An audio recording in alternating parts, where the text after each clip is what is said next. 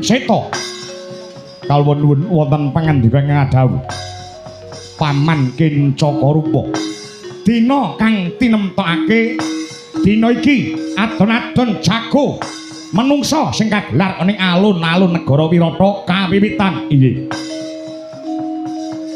wis entuk jago niki sampun mburimu kuwi lakar kados mekaten sapa pranatane adon-adon jago ora kena njupuk saka negara liya ora kena ngebon jago saka Jaban Rangkah mboten lare menika nami pun Jagal Abilawa saking desa Pejagalan putranipun Ki Jagal Walakas nami pun Jagal Abilawa Jagal Abilawa nggih lakar kados mekaten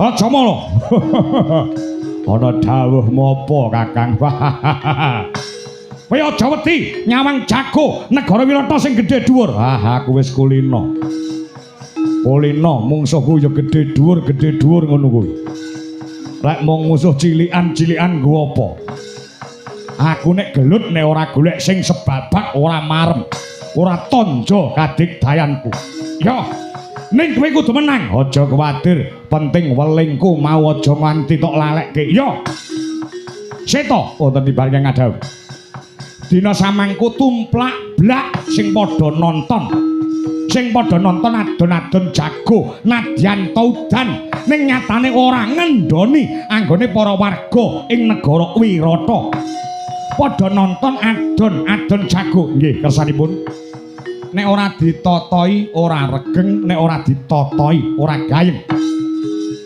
lajeng totoanipun menapa dipolke sisan nek mung dhuwit 1 miliar 2 miliar 1 triliun 2 triliun ora ana guna paedahe dipolke ditotokne totoanipun apa bur manuk mriku tegesipun yen jago saka negara Wirata si Jagal sapa Jagal Abilawa sing kalah tegese sing mati ning blabar kawat janget cinencang bapakmu Ratu Wirata Kakang Durgandana ya Kakang Matswapati kudu lunga ngadeg tanpa nggawa bondo saka negara Wirata paribasan dadi wong buangan sak seke urip kosok baline ning nganti jagoku sing kalah ora mung bumi kepatian Wirata guluku tak udokke piye totoane kedah negara iya Jagal Bilawa nggih wani apa ora wani ora sah wedi aja kuwatir raja mala kae mung gedhe-gedhene gentong gedhe awake lemune awake kaya ngomong kakean badhok kakean mangan wah yen ngono kudu wani yo piye lho niki ngesaken dawuh yen kowe wani dina samangko gawanen munggah jagomu ning blabar kawat janget cinencang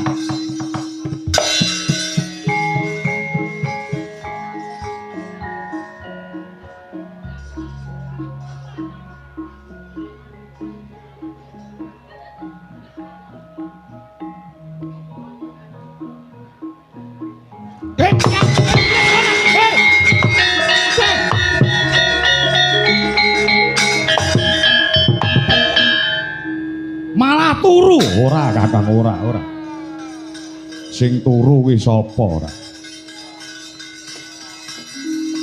mripanmu wis abang kesuwen leh prei Kakang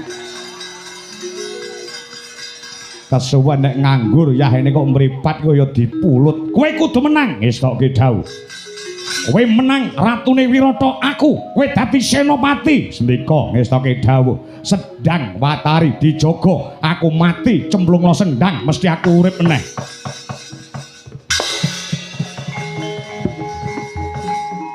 budhal tak keploki kaya dara muluk ya Kakang kowe menang aku entuk kamukten aja kuwatir wong sak negara Wirata ora ana sing iso ngungguli kadigdayane Raja Mala. Aja sumbar, ndaber. Ora, Kakang.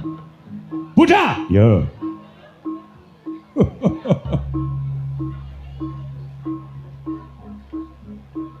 Mbah, mang mriki, Mbah. Mbah, mang mriki. Nggih, kula nuwun. Monggo. Jago kula pun badhe tarung, jago kula pun badhe gelut.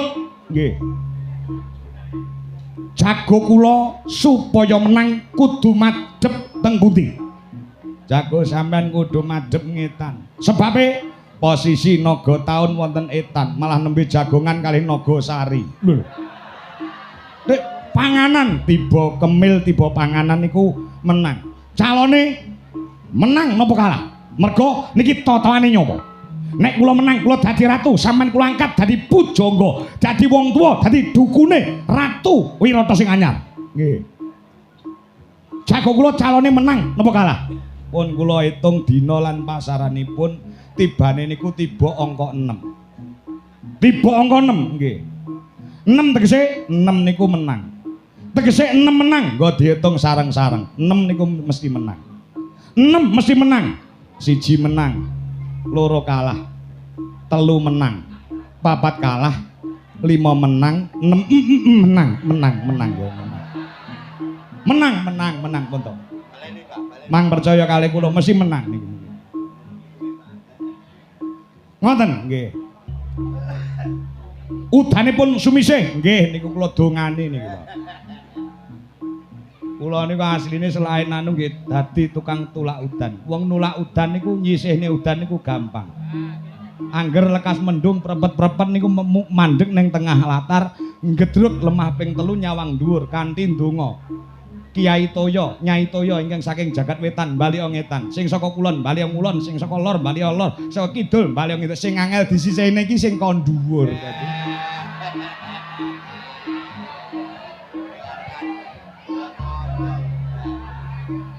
Bakune dina samangka kula kudu dadi ratu nggih.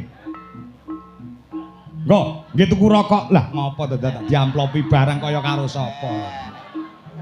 Ora usah dadak nganggo ngono-ngono kuwi arah. Niki nggih tuku rokok, iki lagi angel-angel golek dhuwit lho iki. Sampeyan nolak rezeki, lek nganti kepaten rezeki 30 dina 30 bengi, niki mang tampa purun apa mboten? Purun rezeki. Eman-eman ora. Napa sing badhe sampeyan tindake niki mungkin jago do tarung wonten ing Blabar Kawat jangan cencang. Kula mboten meneng. Kula mboten mendel. Napa? Kula ubengi Blabar Kawat jangan cinencang genep ping 17. Blabar Kawat sampean ubengi tok mboten. Kula sebari uyah.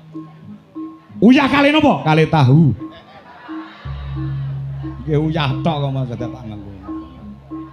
Mang dongake, aku dadi ratu sampean pujangga. Gedhe belanjane. Nggih.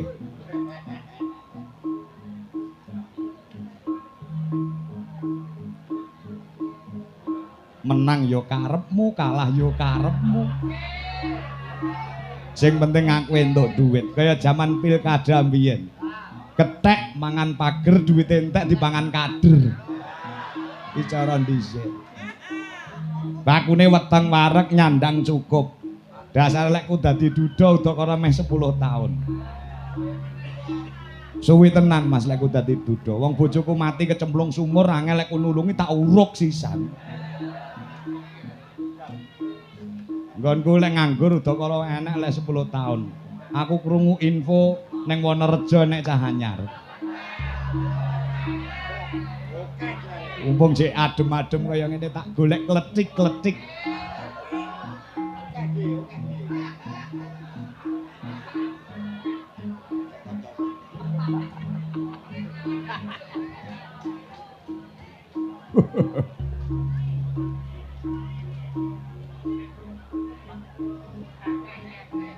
Piro? 200, Mbah. Larang men tuwek 200 lho. Nek gelem 100 nek gelem. Nggih, Mbah. Lah iya aja angel-angel. Dagangan rakulaan angel. 100 nek gelem.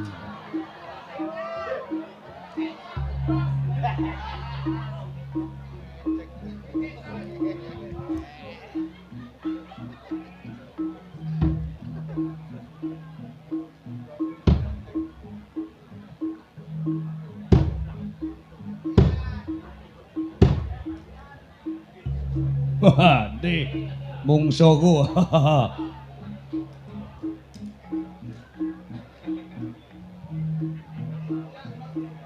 tambah 50 tanduk ya nduk. Nggih, Mbah. Lah ya aja ngel-angel. Bekecotmu ya wis ngiler no.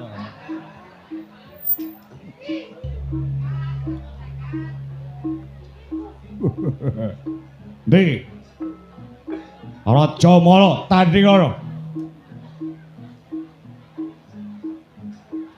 Kok mboten dangu Mbah? Awakku ora patek fit iki mau.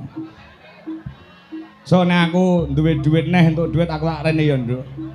Nggih, Mbah. Ah, jan luar biasa pelayananmu. Muah. Ya tuwek polane.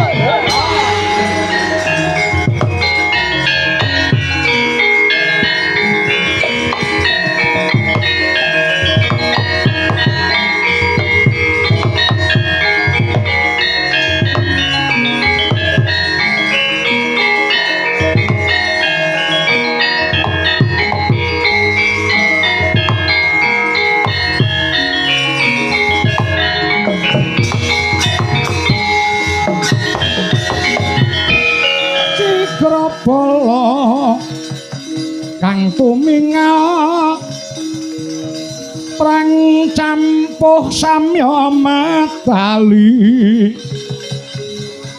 retatwi leteng kota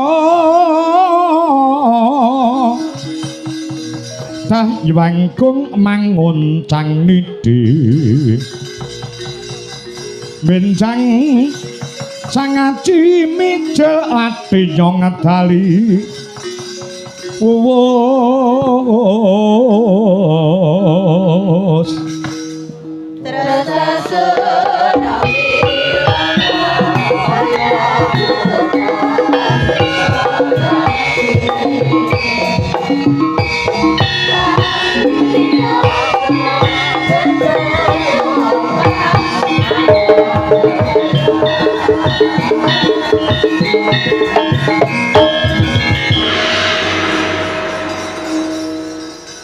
sapa mau jenengmu? Jagal Abilawa. Jagal Bilawa. Ya. Wis mok pikir tenanan, wis mok pikir nganti kandas tekan atimu sing paling jero. Kowe wani kelawan Raja Mala. Apa kowe ora kulak pamarata adol pangrungu sapa mungsuh?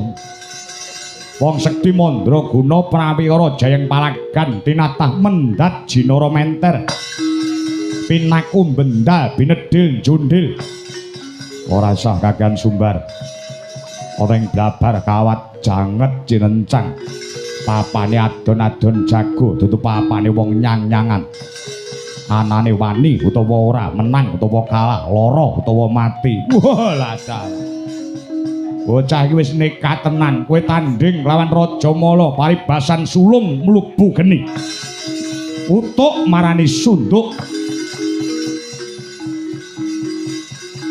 gajah musuh semut macan musuh kucing ngibarat buah-buahan timun mungsuhe duren timune kowe durene aku timun keceblokan duren biar ambyar dadi sak walang-walang. Kowe tanding lawan Jagal Bilowo tangi barake tomat musuhe duren. Tomate kowe durene aku. Rasah nganggo keceblokan nembe kesinggol wae bakal mecotot nyawamu. Walah taala. Sumbar gah kalah.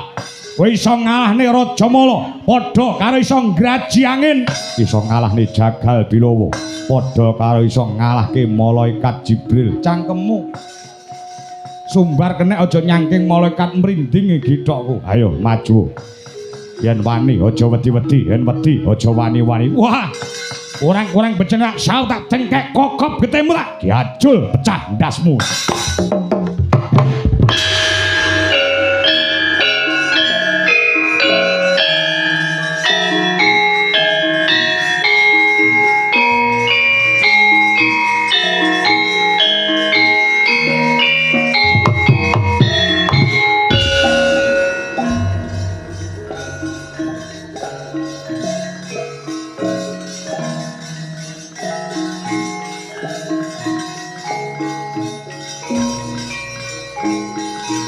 Oh.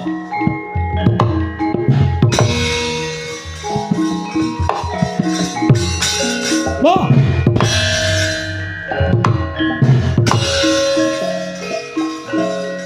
Dengo sing dadi wondo Jagal Bilowo. Wah. Wah. Wah. Wah. Wah.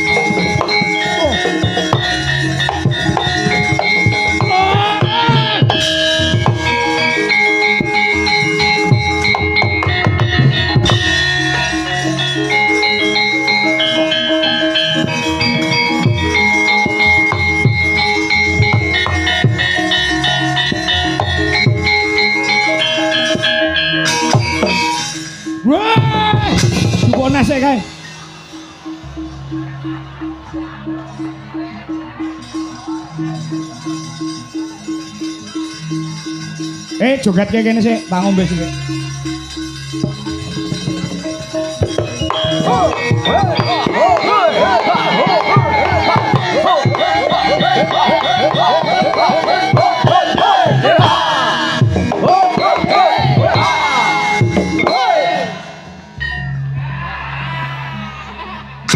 Kasih tos.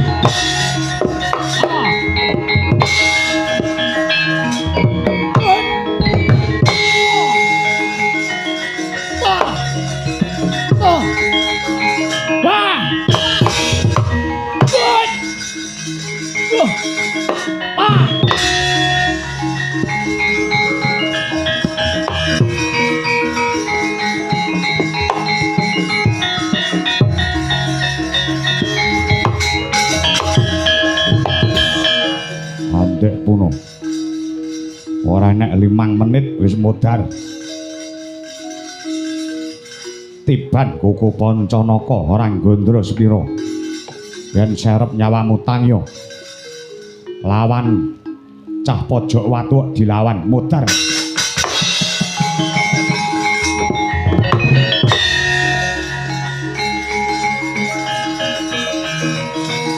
Ora jobolo cemplungke sendang Watari. Yo.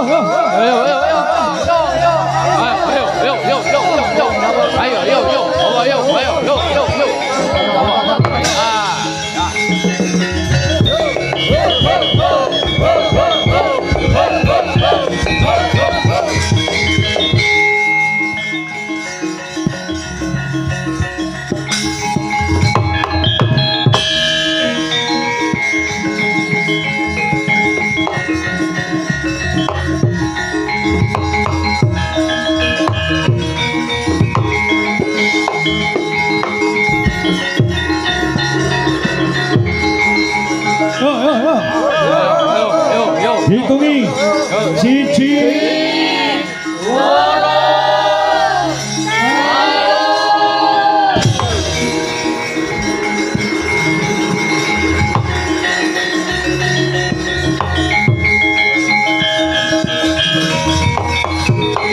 kacemplungaken sendang Watari ya sendang penguripan eling-eling Sendang Watari rumuhun dumadi saka ibunira Sang Rajamala nenggih Sang Endang Watari.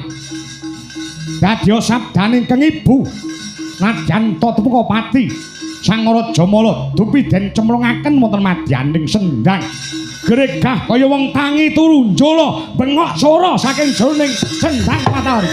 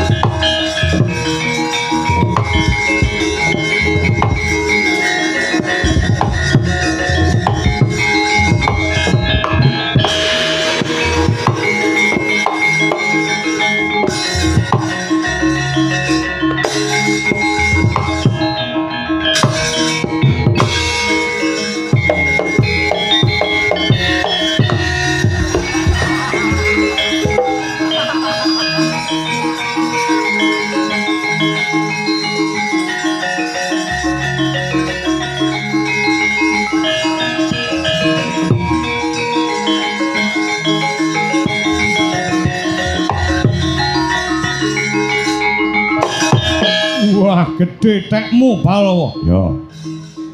Wah, sak rombongan iki gedhe dhewe tekku nek kalah gedhe karo tekmu. Ayo.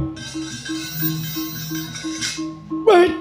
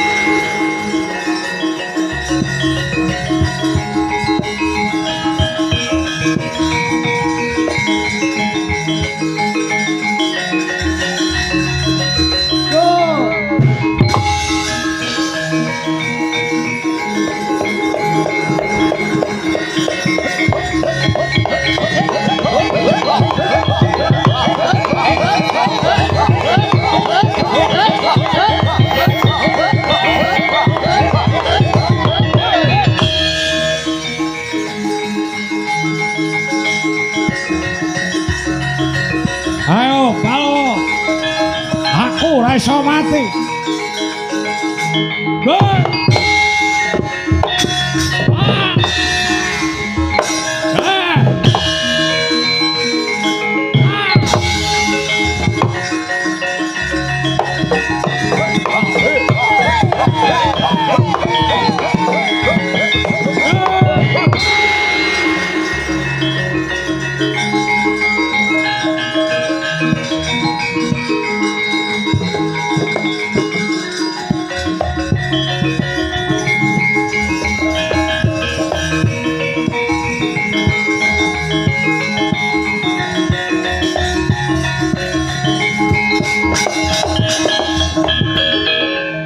Ada keanehan. Tak hitung saka kadohan kae Raja Mala ki wis mati rambah ping 17. Ning sakwise didabyang-dabyang iso balik urip munggah ning Blabar Kawat.